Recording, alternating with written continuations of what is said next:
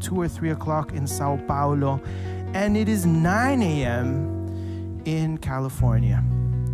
Ladies and gentlemen, if you hear my voice, if you hear the strumming of my guitar, you can rest assured you are tuned into very positive regenerative vibrations. You are listening to RE&CO Radio.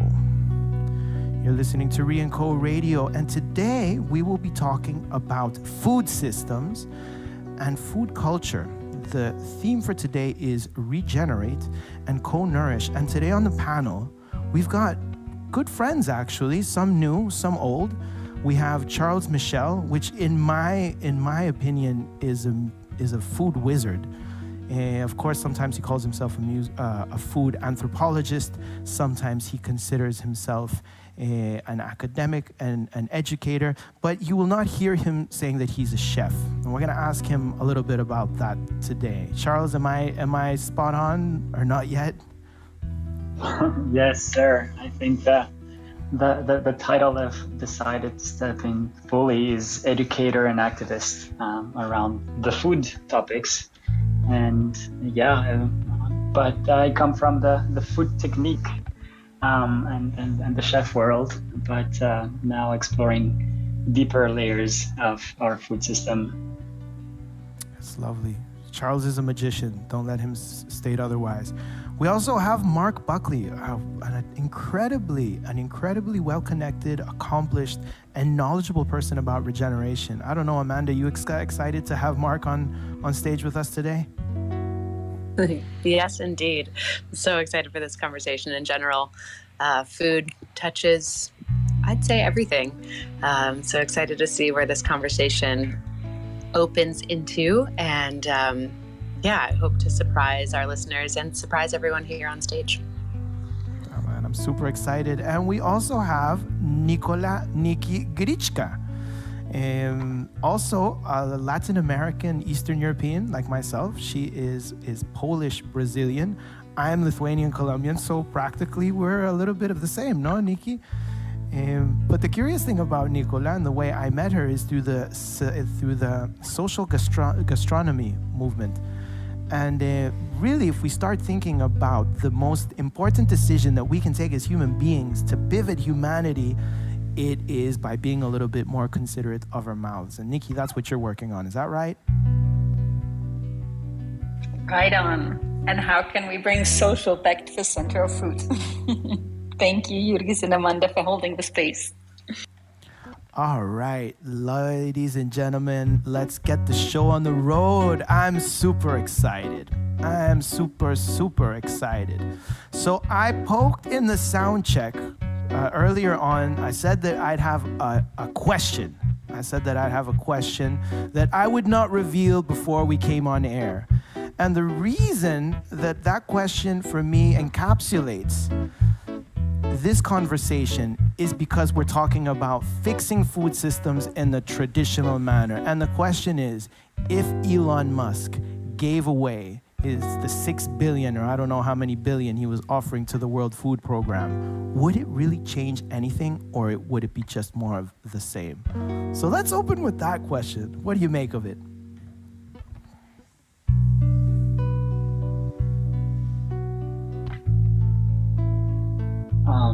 I don't want to go first on that one. I could lay a little bed there. So one quote that's really struck me recently is this quote by Chico Mendes, who says that environmentalism without class struggle is just gardening. And I think industrial agriculture and so much of industrialization has weathered the world, and main streets and rural towns are being stripped away by over-industrialization. And it's much more complex than thinking of first world and third world, which are just such old ways of thinking about the world. But there's class struggle everywhere. And curious how that comes up. As we talk about regenerative agriculture, often the thought is about carbon sequestration, which I'm very excited about. And if we just focus on carbon, we could miss the larger plot here. So curious what that evokes in folks. It invokes a song. I want to write a song about it. I want to write a song about that quote. Could you run it by me? If it has no social, if food change has no social depth, well then it's just gardening. Is it just gardening? If environmentalism is without class struggle, then it's just gardening. It's just gardening. It's just gardening. But actually, Amanda, as one of the heads of the regenerative movement at the helm of the Buckminster Fuller Institute, you know, encouraging people to garden is not such a bad idea. Am I right? Am I wrong? No, gardening is really wonderful. It's really great. It's part of the bigger picture for sure. And also, we need to make sure that we're really questioning the underlying system. Otherwise, we're going to just continue to have symptoms and we're just putting Band-Aids over bullet holes.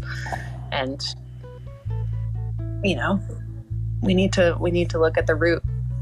And so much of that is othering and a broken, you know, late stage capitalism that is causing all of these things.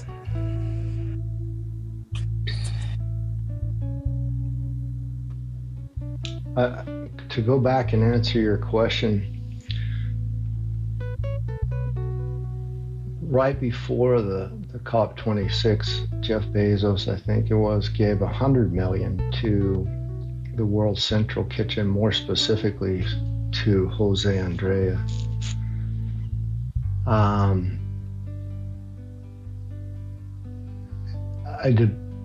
honestly believe that the money can help if it's done and put and placed in the right models, the right systems. If we're giving fossil fuel subsidies or supporting farm bills or industrial ag, absolutely not. But if that money is given to people who know how our complex food systems work and make sure those people with the wisdom of permaculture, of regeneration and restoration, and those people on the ground who are doing the work and have that experience receive the money, that with not very much we can reach critical mass and do a lot of good with that. Where I don't have a lot of faith in is the past examples of how some of these international organizations have divided the money in the past. It's been not so wonderful. Yeah, not so wonderful at all. I mean, often, if you look at bureaucracy and the way some certain expenses become inflated. There was a person who I don't want to mention out of anonymity, but a person who works running refugee camps, and they say how some, you know, like basic grain, the cost, the price on paper, it becomes so elevated and inflated, and infrastructure and all the things. It just sounds like a great idea, you know, just to trickle down more money through the infrastructure, bureaucratic infrastructure of food enslavement. I mean, I'm allowing myself to say that if we don't entitle people to grow or to at least be food emancipated, then like, what are we doing with them by putting money into that system? But that's just me overstepping my boundaries. I admit entirely that I have no clue what I'm talking about. I'm just a foolish musician, and I know that Charles and Nicola really can give us a much better insight into the way that is structured, feeding of human beings or managing food systems is not always perfect.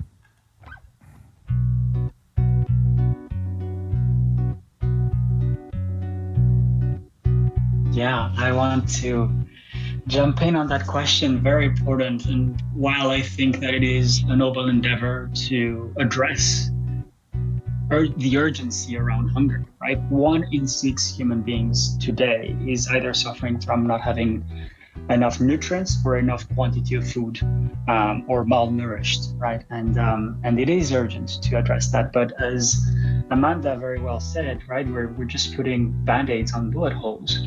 And what is the big vision? I feel like, what if we invest those 6 billion into a big vision that, funds systemic change, that empowers community on the ground to re-own their agency through their own ancestral seeds and ancestral culinary processes, and with ways that are resilient to climate change in terms of agricultural practices. And I feel that we're just actually eventually just funding the old model by putting a certain type of humanitarian aid that doesn't empower, that actually disempowers communities and their agency over their future. So yeah, that's what I wanted to say about that prompt, Jurgis. So there's a little bit of agreement. Nikki, what do you think? I think stimulated by Mark and his comment about it depends where the money goes, right? Because it's very much that. If it goes to what Charles was saying, just feeding into the system, it's going to be more of the same. So if it goes into those that actually holding the system in place, saying that they're not, that actually thrive of the old systems. So if we can channel money as a tool, because that's just a tool, where we can deconstruct, where we can decolonize food, we can reinvent, rethink, and really wisely said as well, directly to the community, those that hold the innovations, those who know that's the most important element to them, people with lived experiences and not white savior effect of trying to do everything top down and having a full solution for and doing for, but actually doing with and empowering those that hold the solutions. Yeah. It's lovely to think. I think it's a chicken and the egg kind of problem. And a friend of mine had a really beautiful explanation to how, or the reason, had a very beautiful explanation as to why we're having so much difficulty with system changes. And it's because there usually is a culture, a human set of behaviors and beliefs that precedes any big institution. So she calls this an institutional push. So whereas an institutional push is the desire to put in kind of like systems, frameworks, prescriptive and normative kind of scaffolding, an institutional thing is very much based in passing on things orally. It's very much about, things just growing naturally, organically. And I'm really glad we're talking about regeneration, and the kind of implying that these are things that we used to know. These are things that we used to do before. So let me ask you a little bit about the people who should be on the front line when we're talking about co-nourishment, feeding the world in a regenerative way. Who's going to jump in?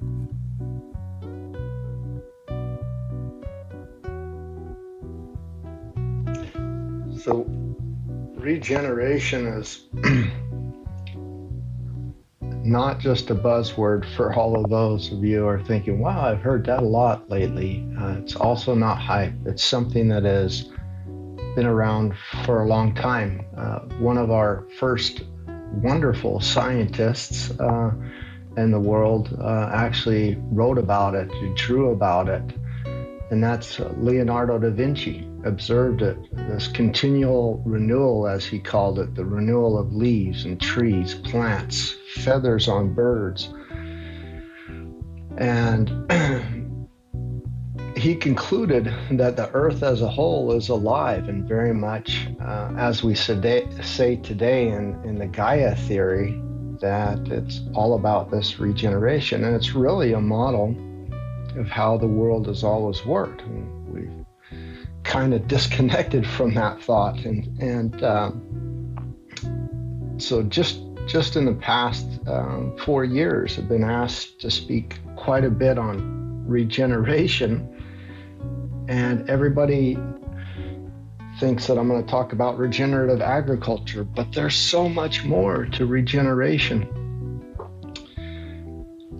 Amanda, did you happen to work at all on Paul Hawkins' new book with him on regeneration?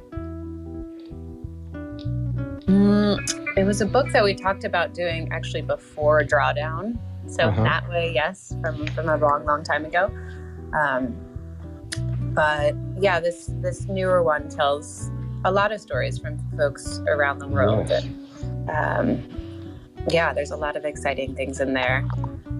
And it brings to fore, similar to Leonardo da Vinci, Buckminster Fuller also talked about regeneration as the eternal state. He called it the eternally regenerative universe. That is the base state of the world and the universe around us. And I think that comes through in the stories that Paul and a whole team of folks collected for the book Regeneration. I'm kind of this big fan of systems thinking, Gaia theory, regeneration, and I'm a student of Fritjof Capra. Matter of fact, my book on food called Menu B has a section from Fritjof Capra in it, and really what he's observed as a systems scientist or someone who talks about the systems view of life and how it's in all parts of life, that regeneration or regenerative nature can be seen at all fundamentals of life. It is the very fundamental level of all life and simplest organisms, cells, and that they're self-organizing, that they're self-generating, and that every part of a cellular network helps to either transform or replace other parts so that they're continually regenerating themselves. And one thing during this pandemic and during these crazy times we've experienced in the last two years here is that our human health, us as individuals, Homo sapiens, our health is a microcosmos of the biome or the microcosmos around us. So how does the body look like and feel like where we're at, where we're living? Is it healthy? And how is that affecting our health? And so absolutely at every part of life, I really think it's so vital to not only get this regenerative education, to realize that's how the world has always worked and how we've emerged, but also how can we do it autonomously in our daily lives and our actions? How do we interact with the world in a regenerative way that's almost autonomous? It's a no-brainer. It's just that's how it is. It's a better system. It's a better system. That's a better system. Just one visual I came up with thinking that same question, which I roll over in my mind and soul quite a bit, is what would it look like if every footstep we left erupted in wildflowers or something akin to that kind of life? How can we leave this wake of life that then creates more life, that then creates more life? And how can we have, similar to this big fear I have and many have of runaway climate change, how can we spark runaway regeneration? Well, I know that there are people right here on the panel who will agree. If you want to spark a movement, well, you can always choose the path to feed. Right? Absolutely. I love that visual, Amanda, that everywhere you step, that there's just this life, and that comes out, this new growth, this interaction. What we've seen as well and in our world is that when we block off things in nations or cordon off them with borders or walls and say, okay, we're doing this for conservation or restoration. We want to create a park. And there's really no movement or activity within that area of land or space, is that we still get floods and droughts and desertification. We still have the fires and the death and that. But we need to interact with all other organisms and species and have that movement and to create that regeneration, to have a healthy ecosystem.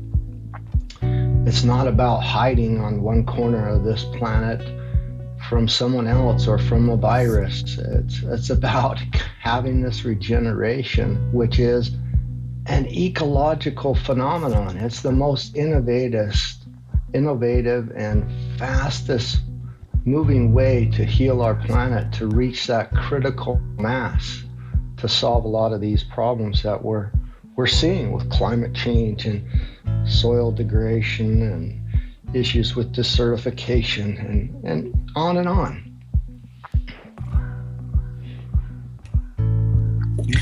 I want to pick up on the eco, because I think that's exactly the way forward, where everyone plays a role. And we've come to a point where we are in this ego system.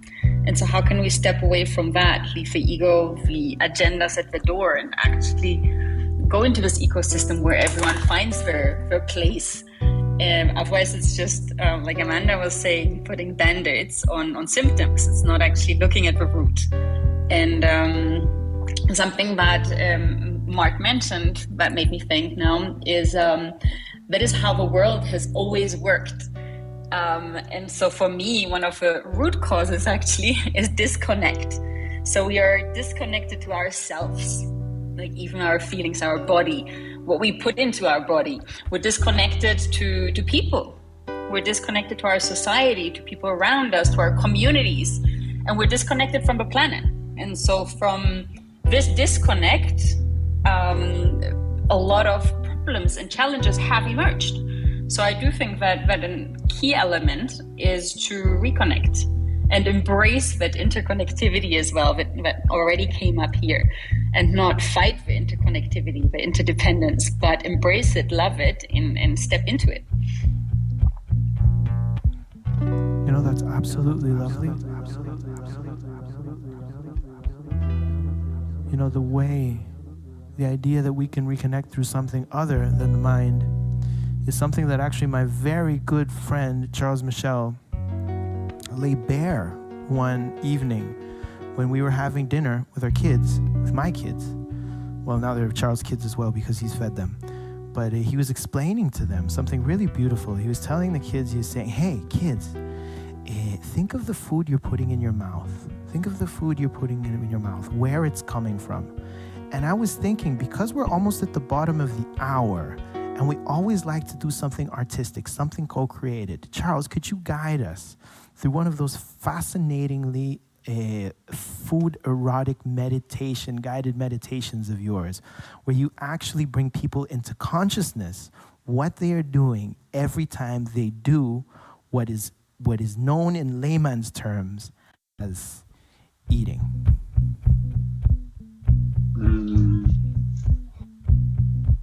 So I want you to just be aware of the stream of information that's coming through your senses right now. Where are you sitting? Is there any smell in the air? Right? If you have your eyes open, it's like a television, right? Like an immersive television of sorts. All of that information is created in your mind and in your body with electric pulses flowing through your muscles and nervous system. Now let's go back on that electric pulse, back a few million kilometers. Where does that come from? That energy that is in your body was, absorbed from the food that you were eating yesterday or today, the sugar that you put in your coffee eventually, or the honey. And that honey that you put in your coffee earlier kind of, was kind of osmosed somehow from your gut into your bloodstream. And where did that energy, that condensed form of energy that is in the honey, come from? It came from the jar that at some point was in a hive. And that hive had a few tens of thousands soldiers, little bees, pollinating an ecosystem, cross-pollinating, and the sub-product of that pollination was the honey that is fueling your consciousness right now. But where did that nectar come from? That nectar came from that plant synthesizing sunlight, CO2, water, and nutrients from the soil. And where did that sunlight come from, right? That energy, that the rawest form of energy that condensed into honey, condensed into your coffee, condensed into your belly and into your current consciousness. That photon, those photons that condense into sugars, actually traveled 150 million kilometers from our sun star that we're orbiting right now at 220 kilometers per second. And that star gives everything that is food on this planet, everything that is life. We are very much solar powered. We are solar fueled. And as Carl Sagan would say, we are suspended in the sunbeam.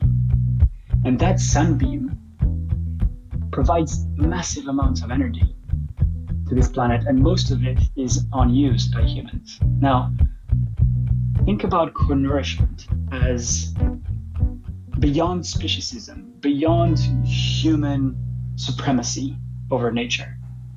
And let's think about how we can facilitate eventually, as architects of life, that we can be, that we can become, that we somehow already are architects of life. How can we manage that energy, immense amount of energy, to cool down the planet, to bring down some carbon of the atmosphere by co-nourishing not only humans, as is often thought of in our modern systems, but rather all life, mycelium, bacteria, microbes, animals, plants, all of it, plankton, seaweed, all of these things, condensed energy from the sun in the most magical of processes, together with carbon, which is the building block of life, and water, which is the matrix of life. And that is food. That is the meaning of it, if you really think about it. So as your body kind of transmutes this solar energy intermingling with earth systems to give rise to your consciousness and our shared consciousness through this thin voice line and music line, through the waves, connected at the speed of light almost, through this app, through this technology that we fit in our pockets. And how can we better co-nourish each other as part of life? This magical web.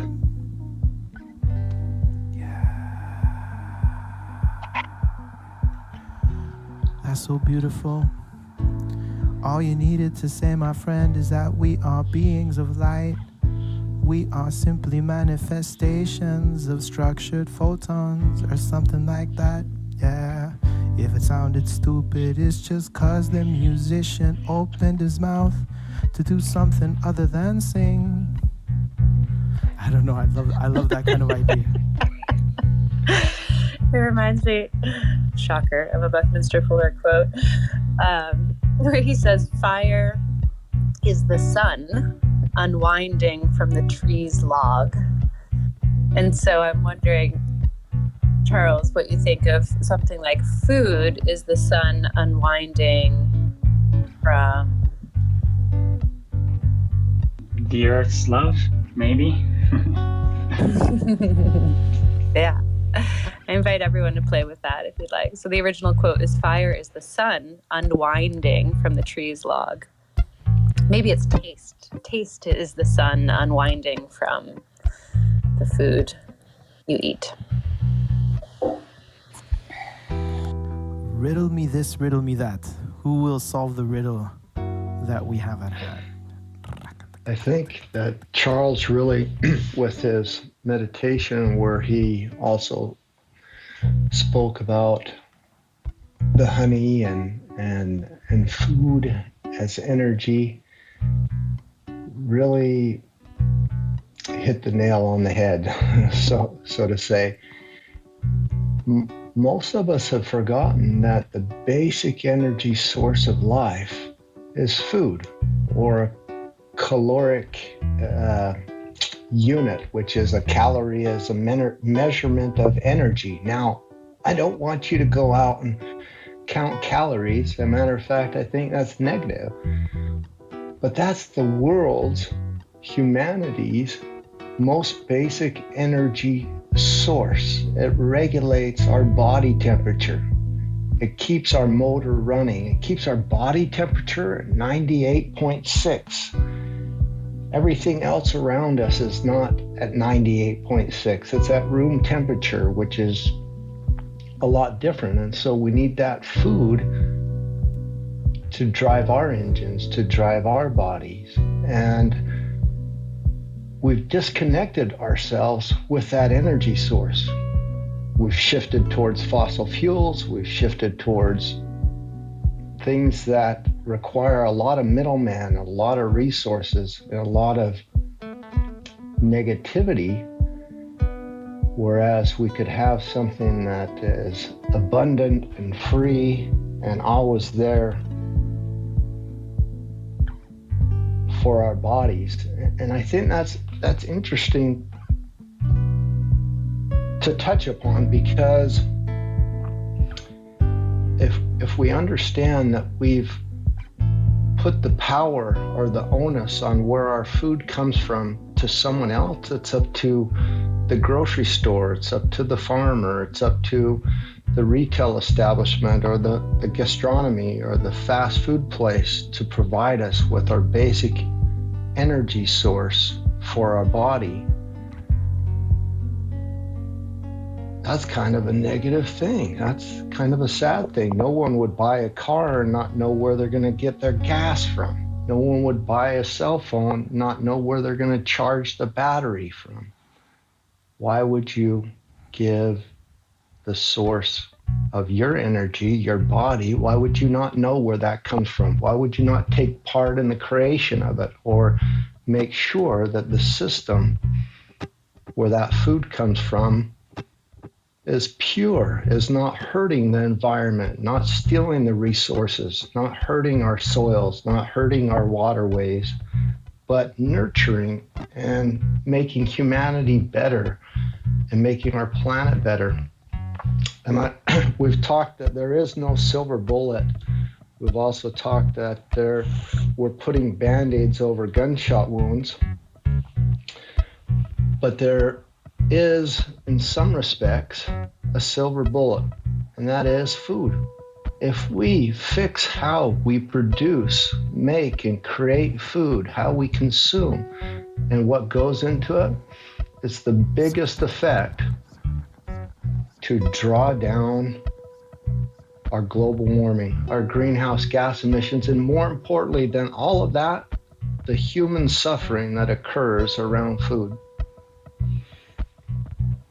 I want to build on that beautiful share with an image that I got given by an indigenous elder in Colombia, who said that the chagra, the garden, right, the place where next to the village you grow your food, is the umbilical cord that connects people, community, to the mother, to the earth. Right now, the model that we have created in order to benefit an illusion of infinite growth out of limited resources, which is, let's say, the modern economy, is based on the idea that instead of us being connected through our bellies directly to the earth, we are actually connected to an IV perfusion straight into our bloodstream. And that is the supermarket that Mark was sharing. That is the food system, the restaurant. It's all these things that actually these connect and these empower us from our ability, our divine given ability to feed from the earth. We've been disconnected from that wisdom in just 100 years of technological evolution. And so, in total agreement with what has been shared and what's moving in this room, I feel that food is actually, or growing food is actually the most revolutionary act, and it is a soft revolution. The revolution of food education, the revolution of putting food back at the center of our lives, an ontological awakening, a reshaping of what it means to be human through the humility of being part of nature and connecting with her humbly to get the nutrients that are widely in abundance for everyone to be fed. Even with today's food system, we're already producing much more food than is needed to feed everyone. So it's a problem of distribution, of management, and of maturity in our belief systems as a species. And hopefully we see the birth of this soft revolution that is having more connection to those roots, literal and figurative roots. You know, it's amazing. It's amazing because the premise here, at least what I find underlying in all of this, is that you can't sell anything to people who don't need what you're selling. No, you can't sell nothing to people who don't need for the stuff you got on the shelves. And ironically enough, with music, we have a very similar situation. There's a guy by the last name of Lomax, with his father, they recorded tens of thousands of recordings back at the beginning of the previous century, when when gramophones weighed half a ton, and when it was very difficult to even access this technology. And so he worked for the Library of Congress, collecting musical cultural tradition. And what he says is that the music was stolen from us all. The music was stolen from human beings who were singing it, who were singing at their work posts, who were singing at the fields, who were singing at the tables, who were singing just to push time, to remember the story and the tradition of their people, the oral tradition. But once those songs made it onto the airwaves, people then got lazy and they said, well, why should I sing it where that guy there, he's singing it so much more beautiful? And again, who's gonna buy music which you can make at home? Who's gonna buy food when you can grow it on your own? I think what we're coming. Yeah, go ahead. You've hit on a pole almost. I would say, it's amazing. Why do we need commercials or marketing of food? Why do I need to know to buy the Braeburn apple to the Fiji apple, or this product or that? It's food. It's our energy source. I think that's gotten us down this whole another area that is almost a signal to humanity that says, if it needs to be marketed, if it's on TV, if it's on the radio, if we're talking about a specific product, maybe that's not the right way or the right food that we should be eating, because there's some kind of commoditizing or marketization happening of our humanity's energy source, which should be a basic need. And there's this thing that when you mention that really comes up that I want to bring up. If you cheapen food, you cheapen life. And our food systems, in many respects, have been turned into commodities. We trade food as a commodity, potatoes and sugar beets and sugar and on, corn. And that's, in essence, a cheapening of food, which is a cheapening of life, but it can be applied to any product on earth. If you cheapen anything, any product that humans use, you're actually, in essence, cheapening life, because there is a human or a resource involved in producing and making that product. There's a resource impact, a human impact, someone either not being paid a fair wage or not being allowed to go to school because they're producing a product at a cheaper rate so that it can be sold somewhere else. Or let me give you a real rough example. In Australia, they produce a lot of cattle. In Brazil, they produce a lot of cattle. Argentina. And it's at the destruction of the environment. It's at the destruction of land.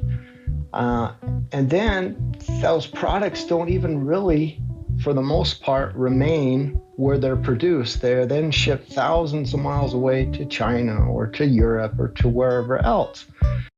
So basically, they're saying, please use our resources, leave your waste and your destruction and your environmental impact here, and then we're going to sell that product as a commodity or even cheaper than what it cost us, the natural capital or the true cost to produce. But then once that product is long gone, we suffer the consequences here in Australia, here in Brazil, in the rainforest. And so I would just say we need to think about the true cost and the natural capital and the fairness of that. And when we think of food, let's not cheapen food, because then we cheapen life. It's the permanent conundrum, you know, when we try to give a price to all that's priceless. And it was actually this guy called Oscar Wilde who said that a cynic is a person who knows the price of everything and doesn't know the true cost of anything. For me, it's just a returning motif, you know, when you try to put everything in monetary standards, we lose perspective.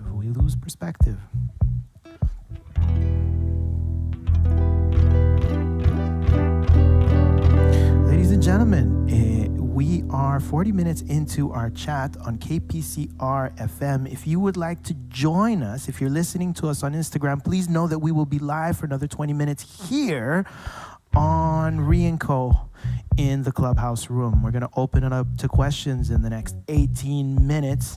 May I ask our beautiful panel, are you having a good time? Ladies and gentlemen, you having a good time right here, listening to the beat, sharing all these ideas? Can I get a woohoo? Woohoo! Oh yes, woohoo! Woohoo! Can I get an for nice, delicious, nourishing food? I love that. I love it when people kind of have the opportunity to kind of express themselves and really create the space. Can I get 3 good, heartfelt just to get us in the mood?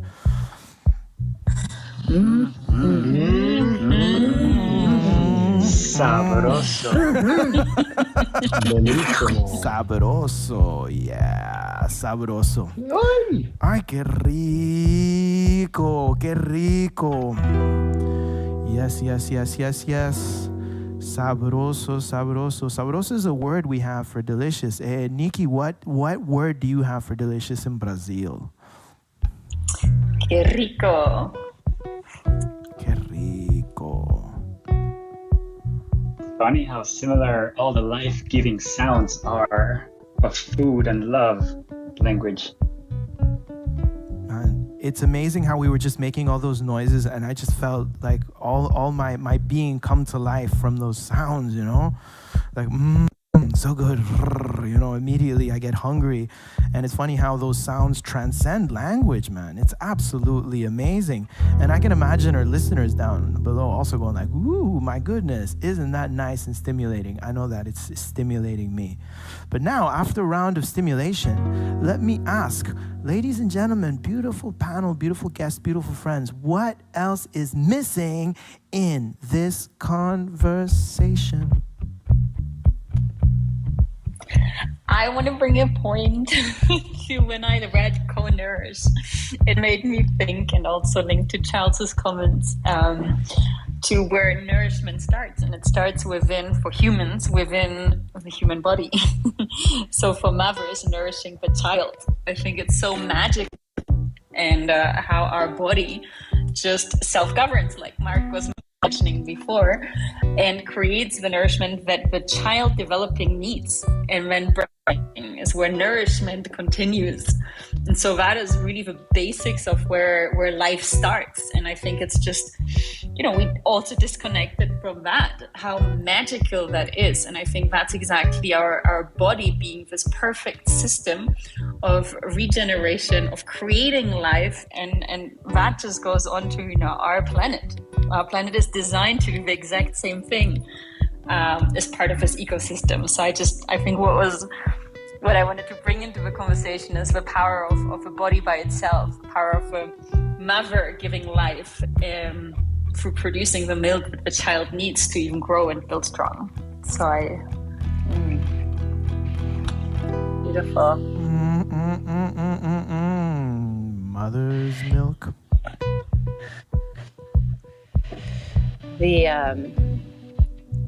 One of the incredible pieces in that ecosystem that you just described, Nicola, is the microbiome.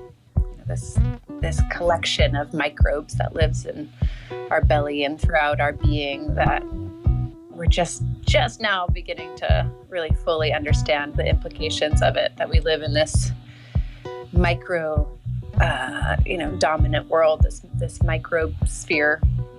And it's, like this through line through this conversation is this kind of these self-similar patterns that show up at different scales, or what you could call fractal. And so there's a microbiome in the soil that's doing a very similar thing to the microbiome in our bellies. And I don't know how many people know this really almost magic that happens in the soil when sugars come down, through the incredible complexities of photosynthesis. Plants living life here on Earth is able to take sunshine and air and turn it into sugar. And then those sugars go through the roots and they communicate in ways that we really don't quite grok yet to all of the different microorganisms in the soil. And the sugars tell those microbes what the plant needs. Those microorganisms go out and fetch it and bring it back in return for sugar. And that is how life is made. And that's what we're eating the consequences of all the time. And that kind of living alive soil is so different than the industrial agriculture way of looking at how we grow things, which is just, NPK, fertilizer, very reductionist, just looking at the kind of main components. And so I'm just thrilled to learn more about the micro world, and curious if other people have stories about it and how it also has that base state of regeneration.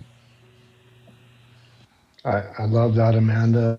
Lynn Margulis, that's all I can say. She the microcosmos and what we learn about mycorrhiza and the microbial world, and how soil health and those things are great places to look at that, and how that strong connection of those are our ancestors, basically, who arrived on the scene at the birth of our earth well before us and helped us to emerge out of that primordial soup.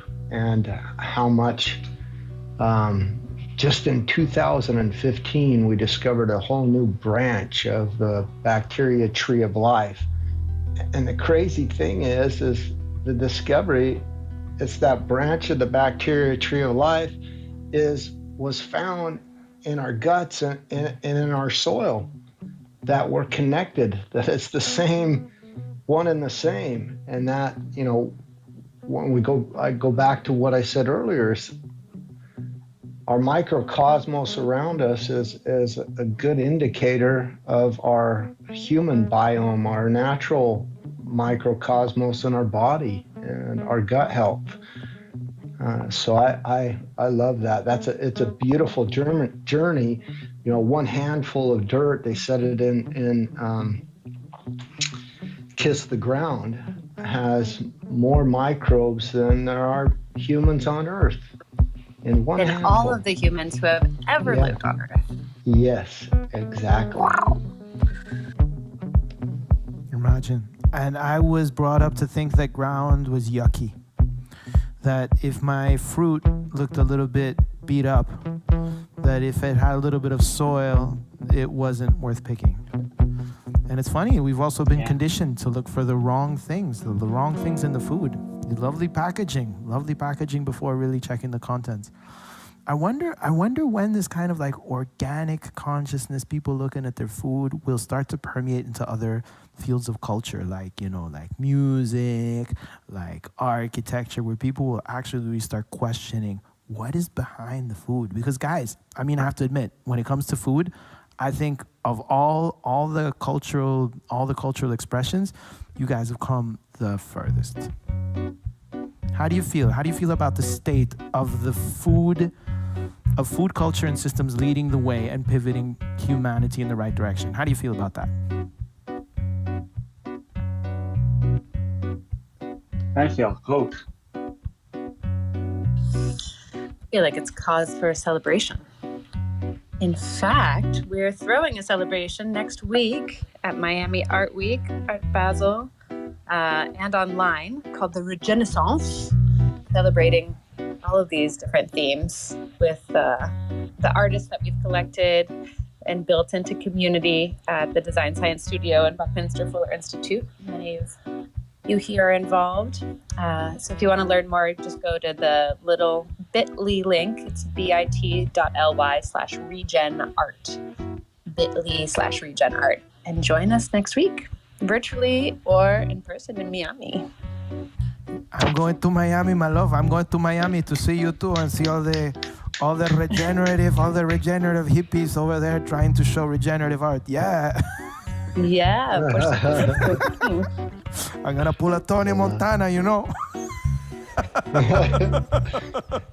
I think that the Renaissance, the Regenerescence, how Amanda said it is fabulous.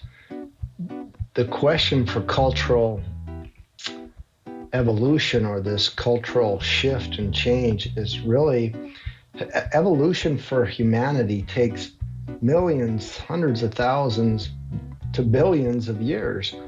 But if we can come together collectively, culturally, and align in regeneration, in festivals, in celebration of life and of food and of soils, and connect back with nature, it's another ecological phenomenon like symbiosis that really is one that not only provides critical mass, but it provides the fastest way to put our foot on this, and I hate to use the word exponential, but on this exponential path towards regenerative futures, to better futures, to ones where we align and work collectively, collaboratively, in symbiosis. And with these terms of what we've discussed today, it's the fastest way that humanity can get on the right side of history. It's the fastest way for us not to repeat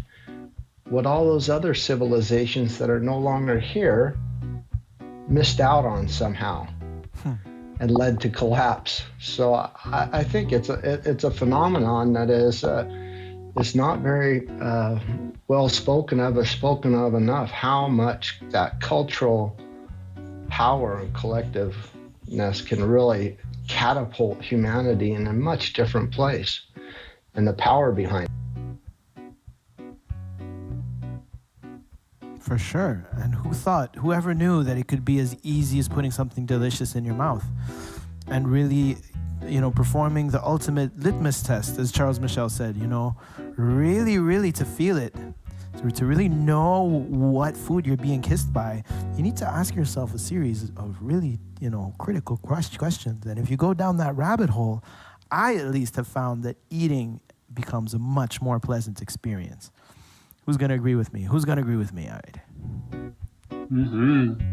Yeah, I want to also jump on what Mark said, something, and I want to take us back to that primordial soup and the origin of life. There is a hypothesis that the first life forms were actually in this, chemical substance soup and struck by lightning and all kinds of powerful geological forces, at some point a cell or some kind of complex molecule before the cell started sensing its environment with chemical kind of reactions, right? And sensing its environment meaning to capture energy that was swimming in this pool, in this primordial soup. And there is one sensing mechanism that many, if not all, life forms have, chemical sensing mechanisms, and our own as humans is taste. Taste is a chemical sensing, or our tongues are chemical sensing organs, just like our kind of olfactory bulb, right, informing smell. So if the origin of life and the first instance of consciousness on this planet is actually taste, what does it mean about the importance of food in our lives? And yes, about bringing that back into really understanding, and eventually, as Mark said, kind of doing what eventually previous generations were not able to realize in terms of combining all we know and all we sense and the intuition and the rational mind in order to create a planet of abundance for all and everyone. So beautifully said. So beautifully said.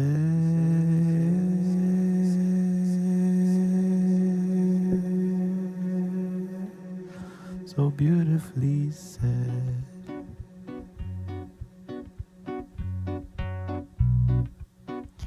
Ladies and gentlemen, you've been listening to RE&CO Radio live on KPCR FM 101.9 in Santa Cruz, California. You have also been listening to us here on RE&CO, the RE&CO Room. And you might be listening to us live on Instagram. And please know that we gather here every Wednesday at 9 a.m. Pacific to exchange regenerative ideas, inspiring ideas, and to get a little bit creative with them, to jam a little bit, to sing along, but mostly to feel that we're tuning in with a large group of humanity. I mean, I love the idea that we're actually broadcasting and we're reaching hearts and souls with the beautiful offerings of knowledge, of wisdom and insight you lovely people have brought to the room. So can I get an for Charles Michel?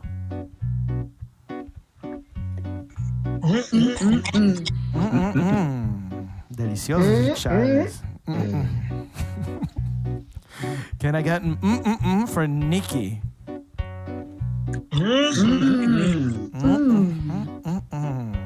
Can I get an for Mr. Mark Buckley?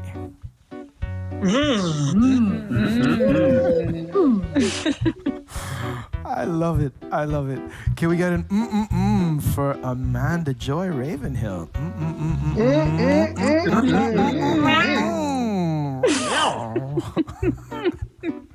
Who let the cat loose?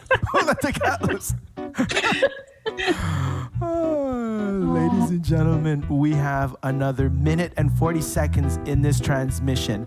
Would you like to do some toning with the for the next 40 minutes? Trust me, it will be fun.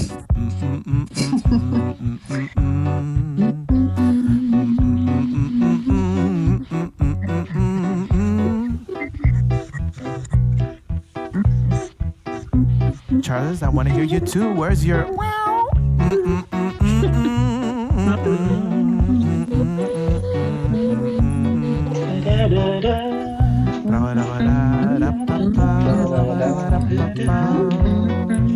so lovely.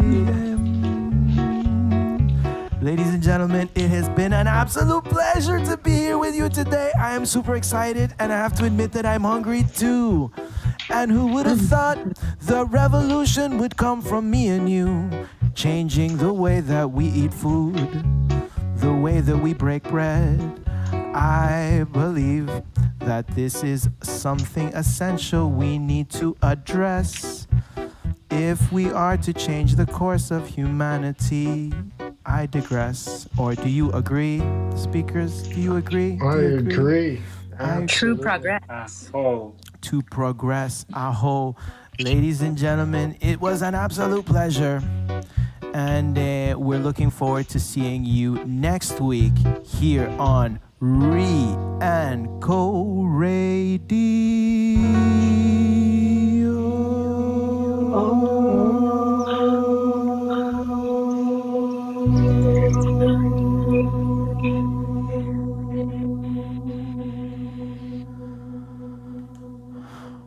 What a brilliant transmission!